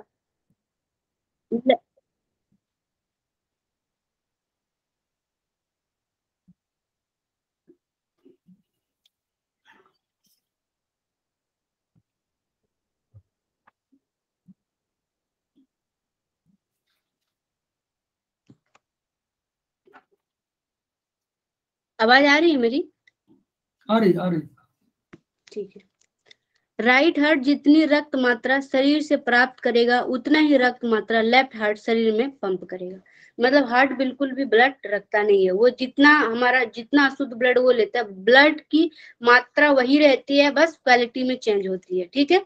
उसकी क्वांटिटी उतना ही रहता है, मात्रा उतना ही रहता है, अशुद्ध ब्लड हमारा राइट हार्ट में उतना ही जाता है और शुद्ध होकर भी उतना ही आता है, उसकी क्वांटिटी में कोई चेंज नहीं होता है, ठीक है। उसके बाद है हृदय पेशी, कार्डियक मसल्स की सूक्ष्म दर्शी रचना स्केलेटल मसल्स जैसी है। सिर्फ फर्क इतना है कि कार्डियक मसल्स के फाइबर ब्रांच्ड होते हैं जो अन्य फाइबर की शाखाओं से जुड़े होते हैं। इस प्रकार संपूर्ण कार्डियक मसल्स एकजुट होकर रिलैक्स और कॉन्ट्रैक्ट करते हैं। इसको ये जो इसका सूक्ष्मदर्शी रचना है, ये स्केलेटल मसल्स जैसा इसलिए बनाया गया है इनको। हार्ट भी जितना हड्डियां हमारी मजबूत होती है और हड्डियों से हम जितना भारी भरकम काम कर लेते हैं, उसी तरह हमारा हार्ट क्या है, उससे भी ज्यादा काम करती है। मतलब वो 24 घंटे बिना रुके हुए जन्म से मृत्यु तक चलती है, इसीलिए उसको उस मटेरियल से बनाया गया है, ठीक है। अब इसका ये कॉम्पोजिशन है उस मसल्स का, उसमें भी जल और ठोस होता है, इन ऑर्गेनिक और इनऑर्गेनिक होता है। प्रॉपर्टीज ऑफ कार्डियक मसल्स जो है ना, उसका जो गुण है वो क्या देखते हैं। कार्डियक मसल्स मतलब हृदय का मसल, हृदय जिस मसल से बना है उसका क्या गुण है। पहला है एक्साइटेबिलिटी, मतलब उत्तेजित या उत्तेजना, ठीक है। उसको तुरंत काम करना होता है, तुरंत एकदम। हृदय हमारा कितना फास्ट उसका धड़कन कितना फास्ट होता है, तो उसके लिए उसको उत्तेजना रहना पड़ता है, ठीक है। फिर है दूसरा है कंडक्टिविटी मतलब ये होता है कि एक कंडक्शन की तरह कार्य करना। मतलब पहले रक्त एट्रियम में आती है, फिर वेंट्रिकल में आती है, फिर वो पल्मोनरी आर्टरीज के द्वारा लंग्स में जाती है, फिर वो इधर से लेफ्ट एट्रियम में आती है, फिर वो लेफ्ट वेंट्रिकल में आती है। ऐसा तो नहीं होता है कि पहले वेंट्रिकल में चली गई फिर एट्रियम, ये नहीं है। इसी गुण को कहते हैं कंडक्टिविटी, मतलब एक एक करके जाना। पहले ये काम होती है, फिर ये काम होती है, फिर ये, ठीक है। फिर तीसरा काम है संकुचन, सॉरी कॉन्ट्रैक्टिलिटी, मतलब संकुचन, मतलब वो संकुचित भी हो सके, ठीक है, कॉन्ट्रैक्ट हो सके। और चौथा है रिदमनिसिटी, मतलब ये एक लयबद्ध की तरह, रिदम मतलब होता है लय, एक रिदम की तरह काम करे, ठीक है। ये यहाँ पर ये जो लिखा हुआ है कि कार्डियक मसल एक स्केलेटल मसल की तरह है, लेकिन ये ऐसी स्केलेटल मसल है जो अपने आप फंक्शन करती है, आपकी वजह से नहीं होता है, बल्कि ये इनवॉलेंट्री फंक्शन करती रहती है। बस अंतर ये है कि ये कार्डियक मसल्स के जितने भी ब्रांच है वो एक दूसरे से ऐसे जुड़े होते हैं कि अगर एक तरफ यूं हुआ तो सारी चीजें एक साथ उसी तरह फैल और सिकुड़ जाएंगी, क्योंकि हार्ट को एक का कॉन्ट्रैक्शन होना तो सारी पूरी मसल्स को कॉन्ट्रैक्शन होना है, फैलाव होना है तो सारी फैलाव होना है। यानी ऐसी जुड़ी हुई है तार से कि एक तार अगर यहाँ से हिलाएंगे तो सारा तार हिल जाएगा। इसलिए उसको कहा गया कि स्पेशली कार्डियक मसल स्पेशलाइज्ड है, फाइबर वो जो है कार्डियक स्पेशलाइज्ड स्केलेटल मसल है। इसको ये प्रश्न पूछा जाता है कि ये कौन सी है, तो this is specialised skeletal muscle, कि उसमें सारे ब्रांच फाइबर होते हैं। और इसीलिए देखिए यहाँ पर ये जो आया है कि एक्साइटेबिलिटी, यानी जैसे ही संकुचित, एक तो कॉन्ट्रैक्टिलिटी में संकुचित हुआ तो सारे संकुचित हो गए, सब फंक्शन एक साथ हो गया। एक्साइटेबिलिटी हुआ तो बड़े फैलाव हुआ तो सारे लोग फैल गए उसी तरह अपने हिसाब से, सारे फंक्शन जो भी फैलाव हुआ, कहीं रुका कहीं हुआ। कंडक्टिविटी का मतलब ये हो कि अगर कोई, देखिए एक साथ सारी चीजें रिदमिसिटी माने एक साथ लयबद्धता है, यानी ऐसा नहीं कि एक सिकुड़े और एक वो, जो जिसको सिकुड़ना है वो सिकुड़ रहा है, जिसको फैलाना है फैल रहा है। और कंडक्टिविटी माने कोई भी चीज जो आई एक तार की तरह, जैसे मान लीजिए कोई करंट आया, देखिए अभी आप पढ़ेंगे आगे कि करंट आता है, करंट आने से वो क्या होता है, वो एक फंक्शन करता है कि भाई अब फैलाव हो। जैसे बिजली का तार आया तो आपने स्विच ऑन किया तो वहां से वो पंखा चलने लगा, उसी तरह कंडक्टिविटी इसमें पूरा है। पूरे मसल्स में ये पूरा कंडक्शन हो जाता है और सारे उसके मसल्स एक साथ फंक्शन करते हैं, ये कंडक्टिविटी की तरह है। चलिए जी मैम। कार्डियक मसल्स का लेटेंट पीरियड 5 से 8 मीटर पर सेकेंड है और एब्सोल्युटली रिफ्रैक्टरी है। रिफ्रैक्टरी पीरियड 200 मीटर सेकेंड है, इसलिए इस मसल्स को आसानी से टिटनाइज नहीं कर सकते हैं। कार्डियक मसल्स में एरोबिक मेटाबॉलिक एक्टिविटी ही होती है।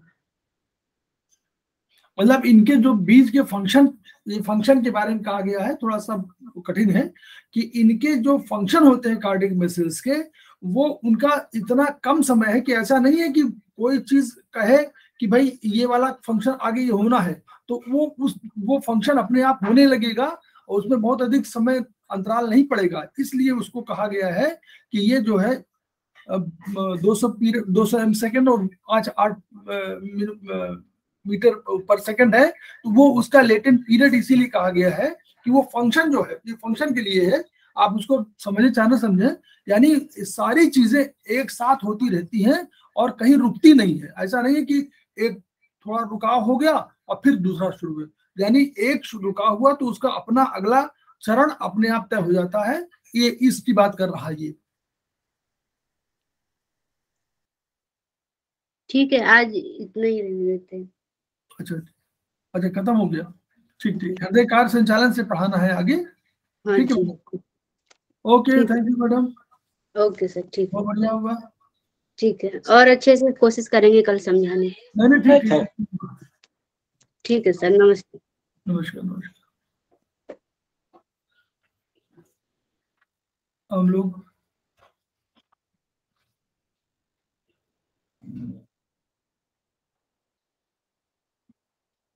चलिए हम लोग आ जाते हैं चाइनीज में। चाइनीज में हम लोग आ रहे हैं और हम लोगों ने इन यांग के थोड़ा कंसेप्ट को पढ़ा था। तो इन यांग के कंसेप्ट में हम लोग आ रहे थे पेज नंबर 24 में। अभी हम लोग का पीडीएफ नहीं बना है, टीसीएम में जो ट्रेटाइज 7 है उसका 24 पेज है। तो हम लोग कह रहे थे इन यांग क्या है। तो इन यांग में जो था कि उन्होंने कहा कि इन यांग जो है अपोजिट है, लेकिन इस तरह अपोजिट नहीं है कि वो एक दूसरे से जुड़ा ना हो, यानी एक दूसरे का पूरक भी है। पूरक माने एक दूसरे के साथ सहयोगी भूमिका भी है। दूसरा, इन में यांग है और यांग में इन है, इसलिए ये नहीं कह सकते कि इन अपने आप पृथक है और यांग अपने आप पृथक है। फिर कोई भी चीज, कोई भी संसार की चीज आप लेंगे तो प्रकृति की कोई भी सत्ता होगी, सत्ता माने वस्तु, फैक्टर, कोई भी चीज होगी, कोई फैक्टर होगा, कोई वस्तु होगी, तो वो केवल यांग नहीं है या केवल इन नहीं है, यानी इन यांग का दोनों का सम्मिश्रण है।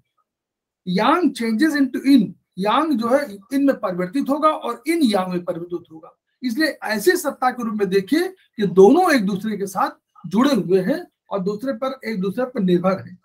तो 4 एस्पेक्ट्स इनके रिलेशनशिप में क्या है कि अपोजिट स्टेजेस हैं, दोनों विपरीत है, एक दूसरे के अपोजिट है, लेकिन कोई भी चीज पूरी तरह से इन नहीं है और पूरी तरह से यांग नहीं है, इसलिए दोनों का इंटरडिपेंडेंट है, दोनों का एक दूसरे के साथ जुड़ाव है और एक दूसरे पर निर्भरता है। Yin and yang are interdependent, यानी एक दूसरे पर निर्भर है। तो ये कह नहीं सकते जैसे दिन के बाद रात आएगी, रात के बाद दिन आएगी, ऐसा नहीं कि दिन ही दिन आता रहे, रात रात आती रहे, ऐसा नहीं है। उसी तरह इन यांग आर कांस्टेंट ऑफ डायनेमिक, जैसे एक आप कोई धारा समझिए कि लहर कोई है, एक दूसरे से आई फिर नीचे आई फिर आई, तो ये लहर जो है लगातार आती रहती है। ऐसा नहीं है कि ऊपर लहर आवे और फिर वो फिर ही ऊपर चढ़ते जाए फिर नीचे ना आवे। तो वैसे ही लहर की बात ये कह रहे हैं कि ये दोनों जो है कांस्टेंट डायनेमिक स्टेज, यानी डायनेमिक माने मूवमेंट में लगातार रहती है। तो इन के बाद यांग, यांग के बाद इन, अपने आप आती रहती है लहर की तरह। तो इन यांग का, अब इन हम लोग इन बैलेंस की बात कर रहे हैं कि हम लोग इन बैलेंस की क्यों आगे ट्रीटमेंट करेंगे। तो इन और यांग के इम्बैलेंस पर हम लोग को निर्भर करना पड़ेगा। तो कैसे बैलेंस होगा, या तो इन कम हो गई, इन कमजोर हो गई, या यांग कमजोर हो गया, या इन एक्सेस हो गया या यांग एक्सेस, 4 ही कंडीशन होंगी ना, या तो इन एक्सेस हो गया या यांग एक्सेस हो गया, या इन कमजोर हो गया और या यांग कमजोर हो गया। भाई 2 ही चीजें हैं, तो या तो बढ़ेंगी या घटेंगी।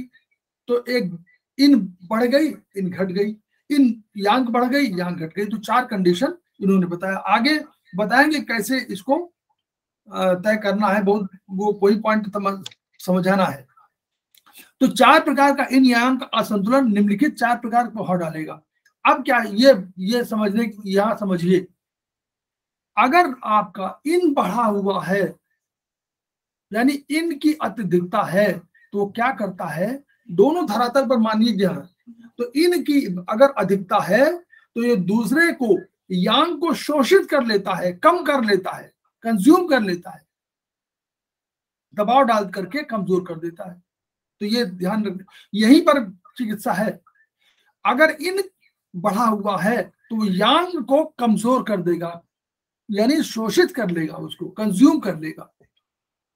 और अगर यांग बढ़ा हुआ है तो इन को कर लेगा, और इन बढ़ा हुआ तो यांग को कर लेगा। दोनों है, 2 कंडीशन तो ये हो गई। फिर तीसरा, अगर इन वीक है तो यांग जो है, यांग तुलनात्मक रूप से अधिक हो जाएगा। दोनों जुड़े हुए, देखिए जुड़ाव है, दोनों इंटरडिपेंडेंट है, एक दूसरे पर निर्भर है। अगर इन कमजोर हो गया है तो यांग आपको मजबूत दिखेगा, होगा नहीं, कोई जरूरी नहीं कि हो, लेकिन दिखेगा। और यांग अगर कमजोर है तो इन एक्सेस दिखेगी आपको, कोई आवश्यक नहीं कि हो। ये इसका तर्क ये है। तो हम लोगों को पहला और दूसरा फैक्टर आपको अभी आगे चल के सब इसी में बताना है। चित्र में देखिए, अगर चित्र आप लोग देख पा रहे हो, जो लोग जिनके पास किताब है, चित्र देखिए पेज नंबर 25। तो उस चित्र में प्रीपोनेंस ऑफ इन बढ़ा हुआ है, तो क्या है, इन बढ़ाया दिखा गया है तो जैसे बढ़ा तो अपनी सीमा को क्रॉस कर गया इन, एक सीमा है, इस सीमा के ऊपर क्रॉस कर गया, तो उसने क्या किया, यांग को दबा दिया। जबकि यांग कम नहीं है, इन अधिक हो गया है इसमें। दूसरे में क्या है, प्रिपोनेंस यांग बढ़ा हुआ है, तो यांग अपनी सीमा से ऊपर निकल गया तो इन कमजोर हो गया। और तीसरे चित्र में क्या है कि यांग तो उतना ही है लेकिन इन कमजोर हो गया है। और चौथे चित्र में है कि इन तो उतना ही है लेकिन यांग कमजोर हो गया। तो ये चार कंडीशन समझ गए ना। एक में सीमा के अधिक होने से दूसरे को उसने दबा लिया। दो कंडीशन है जिसमें सीमा से अधिक हो गए इन और सीमा से अधिक हो गए यांग, तो उसने दूसरे को दबा लिया, जबकि वास्तव में कम नहीं है लेकिन इन बढ़ा हुआ। तो पहले वाले में ट्रीटमेंट के लिए बता रहा हूं, पहले वाले में आपको इन घटाना है, चित्र नंबर 1 में आपको इन घटाना है। दूसरे नंबर चित्र में यांग घटाना है। तीसरे नंबर चित्र में इन को बढ़ाना है। चौथे नंबर के चित्र में यांग को बढ़ाना है। सर तीसरे चौथे में जब दोनों अपने सामान्य स्टेज पे हैं जो है, तो फिर घटाए मतलब कम क्यों हुआ जो है? इन कमजोर पढ़ने पे घट जाए तब तो ठीक हुआ जो है। नहीं पहला दूसरा तो समझ में आ रहा है। जब ये सामान्य भाई यांग जैसे सामान्य पे है तो इन कम कैसे हो गया? या तो उसने मतलब बढ़ता तब घटता वो। नहीं ऐसा नहीं कि इस सीमा पे दोनों रहेंगे। वो कह रहे हैं कि एक तो अपनी जगह पर यांग देखिए आप वैसे फंक्शन समझिए, एक ऑर्गन है अपना फंक्शन ठीक कर रहा है लेकिन अंदर का स्ट्रक्चर उसका कमजोर हो गया, तो वही तो है इन यांग। देख कंसेप्ट है ना। देखिए अगर मान लीजिए फंक्शन हो उसको देखो तो एक का फंक्शन तो ठीक है लेकिन उसका बेचारे का स्ट्रक्चर कमजोर हो गया, तो वही तो इन है। तो उसको बढ़ाना होगा जो है। उसी तरह क्या है इनमें, यहाँ तो यहाँ अंदर का स्ट्रक्चर बिल्कुल सही है लेकिन यांग ही कमजोर हो गया, फंक्शन कमजोर हो गया। फंक्शन कमजोर हो गया। हम देखिए ये दार्शनिक विचार है। इसको जब रिप्रेजेंट करेंगे चिकित्सा में तो हम लोग इस करेंगे तो चार कंडीशन हो सकती है कि एक में सीमा से अधिक जो चला गया तो वो बढ़ा हुआ है, दूसरा नहीं घटा हुआ है, पहला एक बढ़ा हुआ है। दूसरे में क्या है वही घट गया है अपने आप, दूसरा बिल्कुल समान है, दूसरे में कोई परिवर्तन नहीं है। यानी एक लकीर है, एक लकीर हो उसके बगल में बड़ी लकीर हो जाती है, यानी वो लकीर तो समान है लेकिन, और ये लकीर मान लीजिए हो यही लकीर छोटी हो जाए, इसका मतलब ये लकीर छोटी हो गई, बस वही है। ये दर्शन है क्योंकि वहां समझिए तो preponderance of yin and weakness of yang में अंतर यही कह रहा है। प्रीपोनेंस ऑफ इन और उसका और वीकनेस ऑफ यांग में अंतर है। क्या है? अगर प्रीपोनेंस ऑफ इन होगा तो इसका मतलब क्या हुआ कि यांग कमजोर नहीं है लेकिन इन अधिक है, इसलिए कंपैरेटिवली यांग कमजोर दिख रहा है आपको। और एक में वीकनेस ऑफ यांग स्वयं कमजोर हो गया है, वो तुलनात्मक रूप से नहीं, वो स्वयं कमजोर हो गया है, वो अपनी सीमा से नीचे चला गया है इसलिए वो कमजोर है। तो ये दोनों में प्राइमरी और सेकेंडरी क्या है ये देखना है। यही पॉइंट है कि what is primary and what is secondary, यही बताना है कि प्रीपोनेंस ऑफ इन प्राइमरी है, इन की प्राइमरी है, इसमें इन क्या कर रहा है यांग को कंज्यूम कर ले रहा है। इन की अधिकता है तो इन अपनी सीमा से अधिक हो गया तो उसने यांग को कंज्यूम कर लिया तो उतना यांग घट गया। यांग वास्तव में नहीं घटा लेकिन उसने कंज्यूम कर लिया। और वीकनेस ऑफ यांग में क्या है कि वीकनेस प्राइमरी है, वो यांग ही कमजोर हो गया है। एक में तुलनात्मक रूप से, तुलनात्मक बात करिए, एक में तुलनात्मक रूप से कमजोर है, कमजोर नहीं था तुलनात्मक रूप से कमजोर है, और एक में वास्तव में कमजोर है। ठीक, आगे चिकित्सा में आपको बढ़िया दिया हुआ है, आपको समझ में आएगा जो लास्ट में है। इन और यांग आर नॉट स्टैटिक। स्टैटिक माने स्थिर नहीं है, ये हमेशा चलायमान है। ये इसीलिए विचार है ना, परिवर्तनशील है, गर्मी के बाद जाड़ा, जाड़ा के बाद फिर गर्मी, तो ये परिवर्तनशील है। इसलिए जो है दिन के बाद रात हो, तो ये परिवर्तन जो है दो तरह का रूपांतरण होगा। कैसे ये चेंज कैसे होगा? एक इंटरनल होगा और एक एक्सटर्नल होगा। अब इंटरनल को समझिए।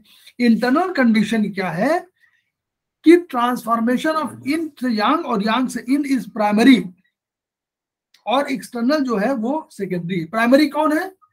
प्राइमरी कौन है? इंटरनल दशा। यानी उदाहरण दिया है, बहुत बढ़िया दिया है, अंडा चूजे में परिवर्तित हो सकता है, तो इसको क्षमता है, इंटरनल क्षमता है ना। अगर पत्थर में आप कहें कि भाई उसको गर्मी दे दीजिए और सेक दीजिए तो क्या उसमें से चूजा निकल आएगा? नहीं। यानी इंटरनली उसके अंदर उसमें इनमें ट्रांसफर होने की क्षमता है, यांग में परिवर्तित होने की, तो अंडा क्या होगा? वो चूजे में बदल जाएगा। तो यांग जैसे फिलॉसफी में हम लोग पढ़ाया जाता था दूध में ही दही जमाने की क्षमता है, जो है पानी जमाने से नहीं। एग्जैक्टली, तो वो क्षमता इंटरनल क्षमता है उसकी, बाहर से नहीं है। ऐसा नहीं कि दूध के अलावा किसी दूसरे को जमा दीजिए तो वो भी दही बन जाएगा। ये इंटरनल क्षमता जो आपके आंतरिक शक्ति है, और भाई आपके अंदर जो शक्ति होगी वही तो आपको कन्वर्ट कर पाएगी। आगे पढ़ने की क्षमता है तो भी तो तभी तो आप कोई क्लास में आप करेंगे तो आप पढ़ते जाएंगे, और क्षमता ही नहीं है तो आप नहीं पढ़ पाएंगे। तो वो इंटरनल क्षमता की बात कर रहा है। एक तो एक्सटर्नल कंडीशन हुई, दूसरा एक्सटर्नल हुई। एक्सटर्नल माने समय का, समय कुछ समय के बाद, अंतराल के बाद आपकी पढ़ने की क्षमता है, दिमाग है, तो आप समय के अंतराल में आप पढ़ लिख जाएंगे।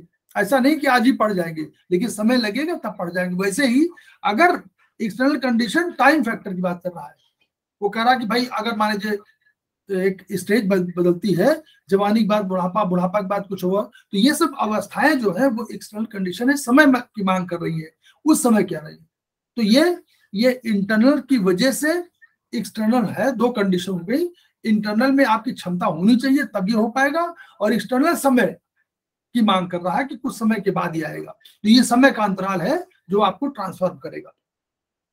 उपचार में इन यांग का उपयोग, इसमें हम लोगों को सब देखना है कि हम लोग 4 प्रकार होगा। अब देखिए पहले में देखिए 4 प्रकार हो, हम क्या करेंगे?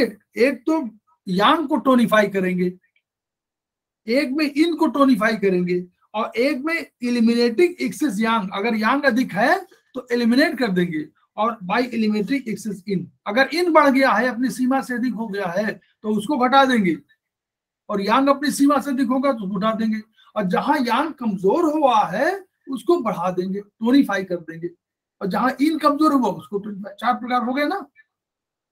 जहां बढ़ा हुआ है सीमा से अधिक, पेज नंबर देखिए फिर 25 में, जहां बढ़ा हुआ इन उसको नीचे कर दीजिए, जहां बढ़ा हुआ यांग उसको नीचे कर दीजिए। तो प्राइमरी क्या है? उसको नीचे करना है। और यहाँ पर क्या वीकनेस या इन है तो इन को बढ़ाना है, यहाँ वीकनेस ऑफ यांग के तो यांग को बढ़ाना है। तो 4 हम लोग चिकित्साएं हो गई। एक में हम लोगों को प्राइमरी ध्यान देना पड़ेगा, प्राइमरी क्या हमको करना है, बस वही इसको बताना है।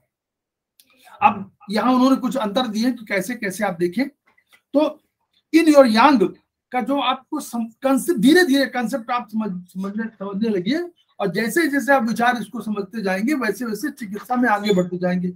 सुपीरियर, सुपीरियर माने अभी कहा ना superior vena cava, inferior vena cava. जब सुपीरियर की बात हो यानी ऊपर का भाग सुपीरियर और नीचे का भाग इंफीरियर है।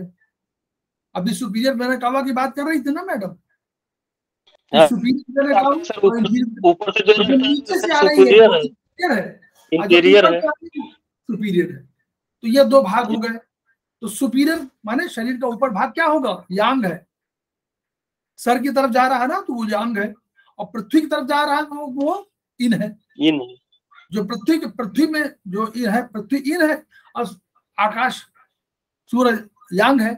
तो जो ऊपर की ओर है वो यांग है, और जो नीचे की ओर है वो इन है। उसी तरह एक्सटीरियर, अब एक्सटीरियर माने जो बाहर हो, शरीर के जो बाहर, तो बाहर हम लोग क्या कह रहे थे? बाहर तो यांग कह रहे थे ना।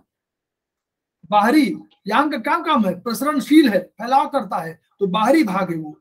तो बाहरी भाग यांग, और आंतरिक जो शरीर के अंदर ऑर्गन है वो इन। तुलनात्मक रूप से पोस्टीरियर माने शरीर का, पोस्टीरियर माने पीछे का भाग, पीछे का भाग जो है वो आगे का भाग, जहां सूरज की किरणें पड़ती है वो पोस्टीरियर, और एंटीरियर बोलते हैं, ANTER, एंटीरियर।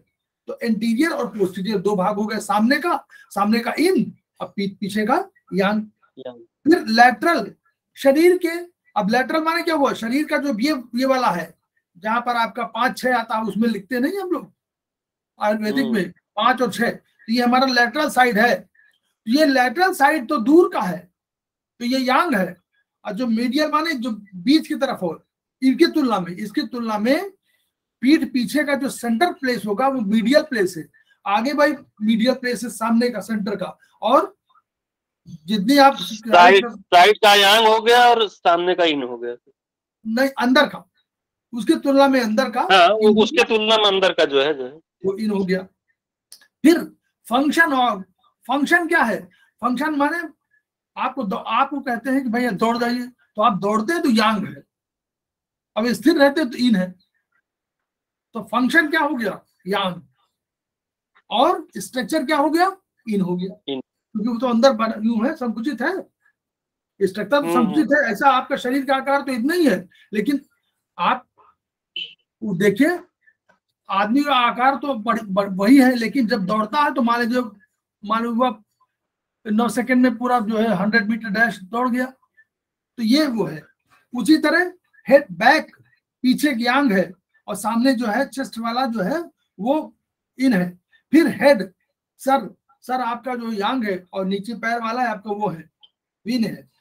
अब कमर से ऊपर, डायफ्राम से ऊपर जो है ये आपका यांग है, और यांग ऑर्गन है और इन ऑर्गन है, वो भी अपने तय हो गया। की, अब देखिए की को याद करिए, की क्या है? एनर्जी। एनर्जी क्या है? यांग, फैलाव, एनर्जी दौड़ाती है ना आपको, उसी एनर्जी में दौड़ते हैं, कूदते हैं, उछलते हैं, तो की तो यांग है। लेकिन अगर बॉडी फ्लूइड से आपके उनकी तुलना में, तो बॉडी फ्लूइड तो आपको सीमित है, वो तो एक जगह रहते हैं। यांग तो आपको की तो हर जगह दौड़ती रहती है। डिफेंसिव की, अब देखिए यहाँ पे समझिए, डिफेंसिव की क्या है? बाहर जो शरीर के बाहर एक ऊर्जा, ऊर्जा विचरण करती रहती है, जो जब कभी रक्षात्मक काम करना हो तो वो आपको रक्षा करती है, वो है। अंदर क्या है? न्यूट्रिटिव की माने क्या? वो न्यूट्रिशन वाली, जब भोजन आपका पका तो पकने के बाद स्प्लीन ने उसको ऊपर दे, तो ये न्यूट्रिटिव की में कन्वर्ट हुई ना, जा करके वो गई, स्प्लीन ने उसको बनाया भोजन, और भोजन से एनर्जी बनाई, एनर्जी को दे दिया लंग्स को, हार्ट को दे दिया, उन्हें छिद्राया, तो वो जो है आपका इन है। Yang protects the body from external invasion. अगर बाहरी आक्रमण हुआ तो यांग रोकेगा, और अगर अंदर जो है इन जो है नरिशेस द बॉडी, नरिशमेंट माने पोषण करेगी इन। तो ये जो है एक्सटर्नल पैथोजेनिक फैक्टर से यांग लड़ता है, ठीक है। तो अगर आप एक्सटर्नल पैथोजेनिक फैक्टर्स हो तो यांग को उपचार करना है। देखिए सिर ऊपर होता है और शरीर नीचे होता है, ये है। तो सिर वो स्थान है, देखिए हम लोग अब याद करिए, सिर वो स्थान है जहां सभी यांग मेरिडियन या तो प्रारंभ होंगी और या समाप्त होंगी। देखिए एसआई, सब SI, stomach, LI, triple warmer, जितने भी कह लीजिए, है ना। Stomach, urinary bladder, UB stomach, और यूबी, और वो क्या कहते हैं जीबी, सब जीबी सर में, या इतनी दूर में सर है ना, या तो सर में समाप्त होंगी या तो वहां से प्रारंभ होंगे। तो ये देखिए ये है ना, ये तो जब पढ़ते तो और सिर पर सभी यांग मेरिडियन मिलती है। अब देखिए सिर में क्या होगा? अगर यांग और ऊर्जा बढ़ जाएगी तो क्या होगा? गर्मी लगेगी, लाल हो जाएगा चेहरा, तो ये यांग बढ़ा हुआ आपका। ध्यान तक तुरंत, जैसे आपका चेहरा लाल हो, भभूका हो, समझिए यांग बढ़ा हुआ है, ठीक है। चेहरा अग्नि बढ़ेगी, गर्मी बढ़ेगी तो ऊपर एरिया में बढ़ेगी और आपको यांग की बीमारी होगी ये। और सर क्या करता है? बाहरी विंड से और समर हीट से लड़ता है, उससे प्रभावित वही होता है। अगर बाहरी विंड इस समय है, विंड प्रभावित होगा तो सर पर, और हीट हो जाएगी, गर्मी आ जाएगी तो देखिए सर प्रभावित होगा। तो इसलिए शरीर में यांग ऊर्जा घट जाएगी तो उसको बढ़ाने के लिए सर पर स्थित यांग मेरिडियन के बिंदुओं का उपचार करें। अगर यांग ऊर्जा घट गई तो क्या करेंगे? उसको बढ़ाएंगे। आदमी बहुत डल हो गया हो अचानक, तो देखिए वही बढ़ाना है। छाती और पेट इन है, तो यहां पर क्या होगा? ये ठंडक और नमी, इन क्या है? ठंडक और नमी। तो ठंडक और नमी, ठीक है। तो ठंडक और नमी का अगर हो गया है तो ये सामने वाला उसमें है। तो इसलिए हीट और विंड का आक्रमण सर पर होता है और ठंडक और नमी का आक्रमण कहाँ होता है? सामने के भाग में होता है। फिर बैक एंड फ्रंट देखिए, बहुत बढ़िया, ये धीरे धीरे इसे पढ़ा रहा हूं तो यही बहुत ये वाला उपचार में बहुत काम देगा आपको। देख लीजिएगा, शरीर के पीठ क्षेत्र में सभी यांग मेरिडियन है, ठीक है। तो यांग ऊर्जा का संवहन करेगी और ये रोगों और कारकों से शरीर की रक्षा करती है। पीठ पर कौन सा मेरिडियन है? यूबी मेरिडियन, यूरिनरी ब्लैडर और जीवी गवर्निंग वेसल। तो पीठ में स्थित यांग मेरिडियन के बिंदुओं पर उपचार देकर यांग ऊर्जा को मजबूत किया जाता है। वहां पर ऊर्जा को उपचार दीजिए और बाहरी प्रभावों से शरीर की रक्षा की जाती है। शरीर के सामने के क्षेत्र में इन मेरिडियन होते हैं। इन मेरिडियन सामने यही है, केवल स्टमक को छोड़ दीजिए, अदरवाइज सारी इन मेरिडियन यही पे चलती है। स्टमक केवल ऐसी मेरिडियन है जो यांग है लेकिन वो सामने से चलती है।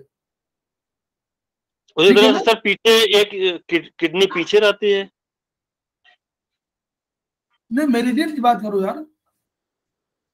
हाँ मेरिडियन का, जी जी मेरिडियन सामने रहेगी। हाँ मेरिडियन तो सामने है। मेरिडियन सामने है, केवल स्टमक मेरिडियन जो है सामने रहती है, बस सामने से रहती है जी। वो यांग है केवल, लेकिन वो सामने रहती है।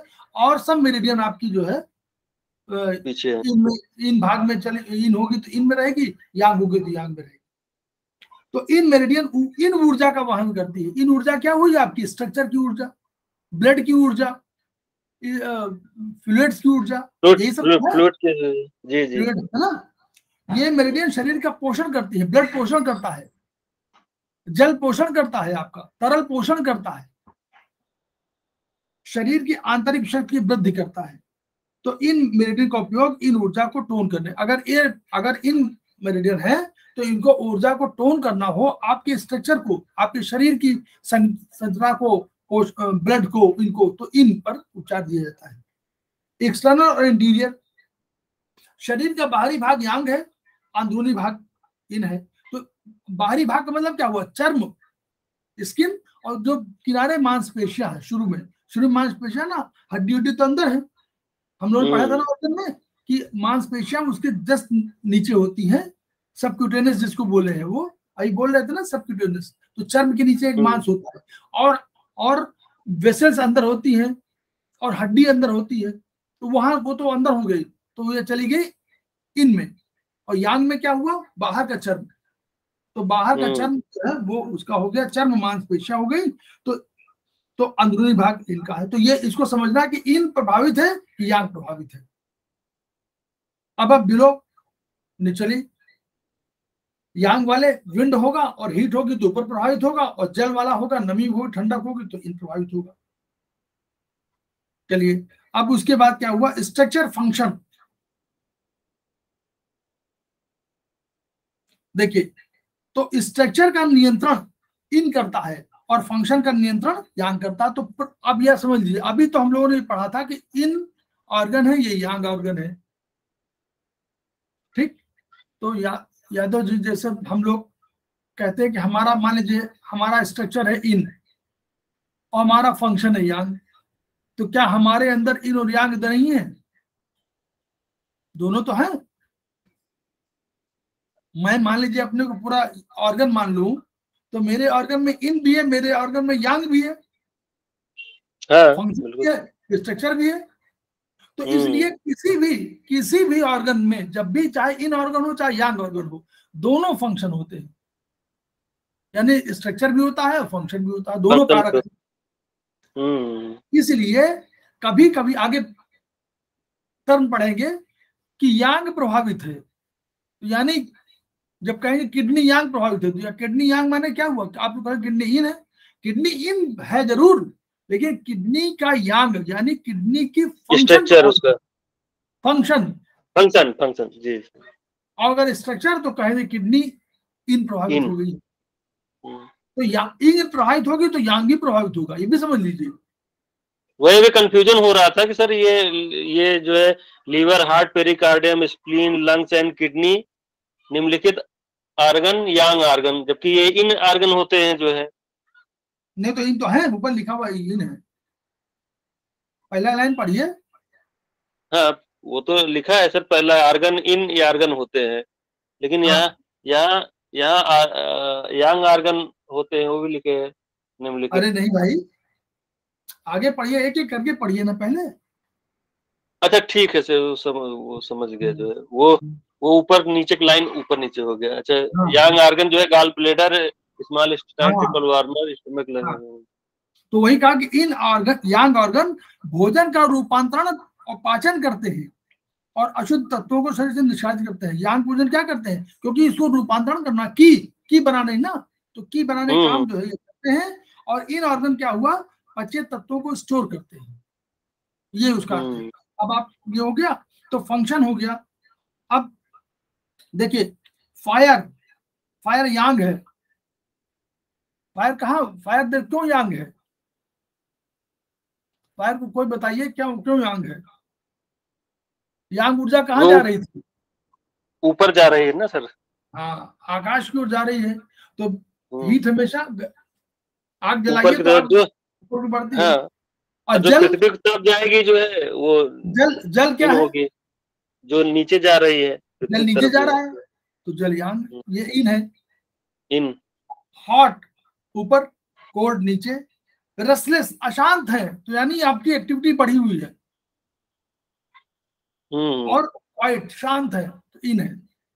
ड्राई सूखा, सूख गया मतलब, यानी सूखा मैंने क्या हुआ कि हॉट, हॉट की वजह से सूखता है ना, तो हॉट की वजह से ड्राई। और वेट, और हार्ड, हार्ड माने, और सॉफ्ट माने इन, और हार्ड माने यांग। तो ये एक्साइटमेंट हो गया, शांत हो गया उधर। रैपिड तेज हो गया, स्लो हो गया। नॉन सब्सटेंशियल हो गया, ये सब्सटेंशियल हो गया, तो मतलब पदार्थ की बात हो गई, वो ऊर्जा की बात। ट्रांसफॉर्मेशन रूपांतरण, यांग, यांग रूपांतरित करता है और ये समानीकरण करता है, उसी को वहीं रहने देता है, उतने मिल जाइए, उसी में रह जाइए। और ये कहता नहीं बदल जाइए, रूपांतरण माने रूप बदल देता है कोई, तो ये यांग है। और ये कहता नहीं वहीं रहिए, तो ये इन है। इनसोम्निया, चेंज, परिवर्तन और संग्रह, वो कहता है परिवर्तन मत करो, संग्रह रखो। और वो कहता है इनसोम्निया, अनिद्रा, यांग बढ़ी हुई है। और सल, वो कहते हैं निद्रालता, स्लीपलेसनेस, तो यानी आपकी इन बढ़ी हुई है। तो इसका उपचार सर किस पे देंगे, जो है मान लीजिए अगर ये है अनिद्रा और वो जो है, तो इन पे उपचार देना है तो कहाँ जो है, मतलब उसके अभी धनंजय कंसेप्ट की बात कर रहा हूँ। ये कंसेप्ट जो है भूल जाता है बार बार ना, कि हम लोग जब कभी बात आती है तो ब्लड की कह रहा हूँ, तो हम सोचते क्या ब्लड में क्या करें, तो ब्लड में माने इन, ये उस पर ध्यान देना की जरूरत है कि हम लोग उस समय किस तत्व की कमी है या अधिकता है, ये पर, इस पर पहले विचार कर लें। ये थ्योरी है भी केवल, इस पर प्रैक्टिस तो होगी कि भाई उचार उत्पाद उसमें देना। यांग, यांग की कमजोरी है, देखिए 4 पॉइंट हुए ना, बताया ना कि यांग की कमजोरी है, तो यांग बढ़ाइए। अगर यांग एक्सेस है तो इन अपने आप कमजोर हो गई, तो आपको लग रहा है कि इन कमजोर नहीं है, इन कंपैरेटिवली कमजोर हो गई, तो यांग घटाइए। तो वो 4 फैक्ट उसी को, वही आगे बहुत बढ़िया इसमें दिया हुआ है। तो यांग का सर, यांग का आर्गन, यांग के आर्गन पे जो है ट्रीटमेंट करना होगा ना, इन और यांग का अगर उपचार करना है तो। हाँ तो वो करते तो है, बैक शू फ्रंट शू यही सब तो है। बैक शू पॉइंट यही तो है कि मतलब बैक शू पॉइंट माने यांग ऊर्जा और फ्रंट शू माने इन ऊर्जा, है ना।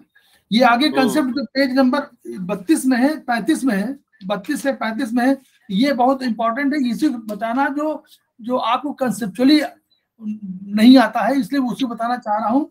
क्या जब बता पाऊं, आज नहीं बता पाऊं तो कभी बताऊंगा, उसको बताना जरूरी है। यही मेन ट्रीटमेंट है। जो आप लोग एक शब्द पढ़ेंगे कभी, full heat, full heat pattern, वो नहीं समझ में आता कि फुल हीट क्या होती है। वो इसमें लिखा हुआ 33 से लेकर के और 35 तक में, इसको बताना है मुझे। मूल उद्देश्य इन यांग पढ़ाने का ये है कि इसे धीरे धीरे करके वहां पे पहुंच रहे हैं। अभी कितना समय बाकी है, खत्म हो गया क्या? 6:30 हो गया सर। खत्म जी करें, सर, खत्म करें, जी जी, बस ये वाला खत्म कर दें, ये बस। अब उसी तरह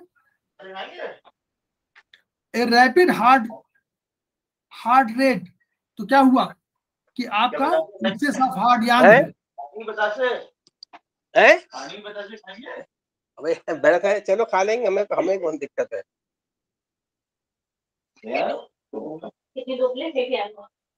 चन्ना जी म्यूट कर लीजिए सर।